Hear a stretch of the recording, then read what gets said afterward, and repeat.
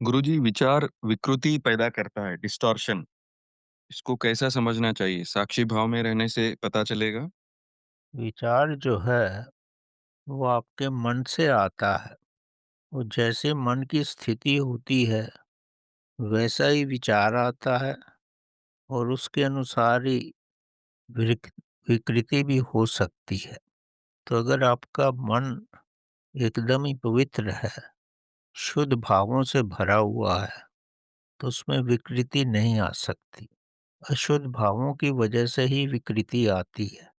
जैसे ही आपका मन शुद्ध होगा, वैसे ही विकृति आने की संभावना भी कम हो जाती है। अगर आप अपने मन को शांत रखोगे, मन का शांत होना ही उसकी ऊंची अवस्था है। उस अवस्था में अगर आपके मन में कोई भी प्रश्न आता है, तो वो आपके मन की गहराई से आएगा। उसमें कोई विकृति नहीं होगी। वैसा ही प्रश्न उठेगा जिसका कि आप पूर्ण रूप से समाधान चाहते हैं। अगर उसका समाधान आपको मिल जाता है, तो वो समाधान आपके मन की गहराइयों में अंकुरित भी हो सकता है। तो मन को शांत रखें, फिर तब जो भी अवस्था होती है, वो मन की ऊँची अवस्था ही है। उसमें जो भी होता है, उचित ही होता है। मेरा बोलने का मतलब था गुरुजी हुँ, कि बोलता एक है, करता एक है। या 100% जैसा बोलता है वैसा करता नहीं है, जब हम विचारों के साथ रहते हैं। ऐसा अगर आपके अंदर डुअलिटी है, आप सोचते कुछ हो और करते कुछ हो। अगर मन इस रूप में है, तो इसका मतलब आपका मन विचलित है और उसमें पवित्रता नहीं है। आप यही नहीं समझते हो कि आप क्या चाहते हो।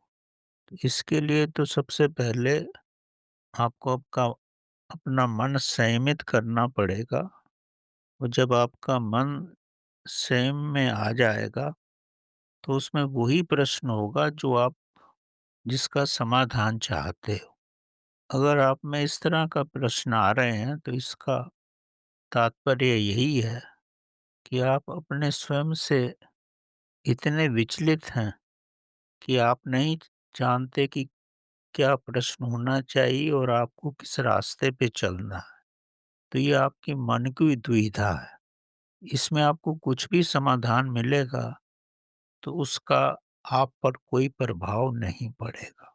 ये बड़ी गहराई से समझ लो, जब तक एक मन होकर के कुछ प्रश्न नहीं करोगे और जो प्रश्न अगर आपकी मन की गहराई से निकलेगा, तो उसमें डुअलिटी नहीं हो सकती और उसका जो भी उत्तर आपको मिलेगा, वो आपका समाधान करेगा।